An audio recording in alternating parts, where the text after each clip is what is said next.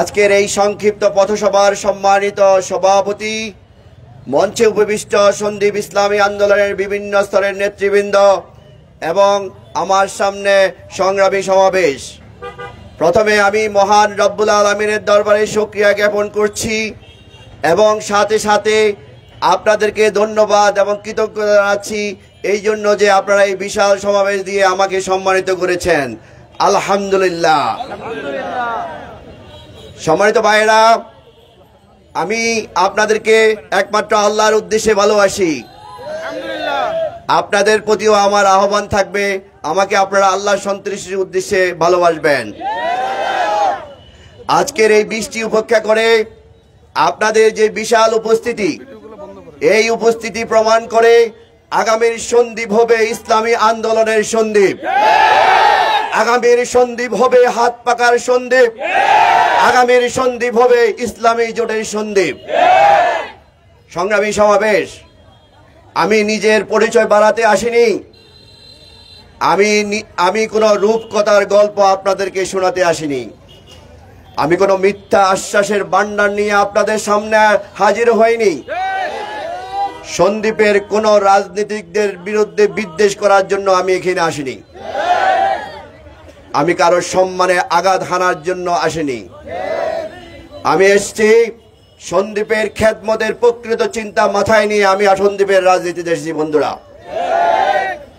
কারণ সন্দীপ আমার মা, সন্দীপ আমার মাটি, সন্দীপে আমার জন্ম, এই সন্দীপে কেটেছে আমার শৈশব, এই সন্দীপে কেটেছে আমার কৈশোর। আমি যে জন্মেছি এই সন্দীপে, বর্তমানে জীবন এবং জীবিকার তাগিদে আমি সন্দীপের বাইরে অবস্থান করলেও প্রতি বছর আমি সন্দীপের পানে ছুটে আসি। কোনো প্রতিকূলতা আমাকে সন্দীপ থেকে বিচ্ছিন্ন করে রাখতে পারেনি ভাইরা। সংগ্রামী সমাবেশ, স্বাধীনতার 53 বছর থেকে আজ অবধি সন্দীপে আমরা বহু নেতার পরিবর্তন দেখেছি, নেতৃত্বের পরিবর্তন দেখেছি, আমরা ক্ষমতার পালাবদল দেখেছি, কিন্তু সন্দীপবাসীর ভাগ্য পরিবর্তনের দেখার সৌভাগ্য আমাদের আজও পর্যন্ত হয়নি। তাই আমি চাই আপনাদের পাশে থেকে সন্দীপের মানুষের খেদমত করতে। আমি চাই সন্দীপে একটি রাজনৈতিক সহ অবস্থান গড়ে উঠুক, সন্দীপের প্রতিটি পাড়া মহল্লায় ন্যায় ভিত্তিক সমাজ প্রতিষ্ঠিত হোক, সন্দীপের চাঁদাবাদ, জুলুমবাদ, সন্ত্রাসবাদ বিমূলে নিপাত যাক, আমি এটি চাই মনে প্রাণে। সন্দীপের দীর্ঘদিনের অভিশাপ অভিযোগ নৌপথের উন্নতি সাধিত হোক, নৌপথ মাফিয়া মুক্ত হোক, মানুষের মৌলিক অধিকার অন্ন, বস্ত্র, বাসস্থান, শিক্ষা, চিকিৎসার যথাযথ ব্যবস্থা হোক। আর এই উদ্দেশ্য বাস্তবায়ন করতে হলে আমাকে জাতীয় সরকারের অংশ হতে হবে। সেই লক্ষ্যে আগামী জাতীয় সংসদ নির্বাচনে আমি ইসলামী আন্দোলন মনোনীত হাত পাকা নিয়ে সংসদ সদস্য প্রার্থী হব ইনশাআল্লাহ। সংগ্রামী সমাবেশ, এই নির্বাচনে প্রার্থী হতে আমার পার্টিকে আমি কোটি কোটি টাকা দিয়ে মনোনয়নপত্র নিতে হবে না।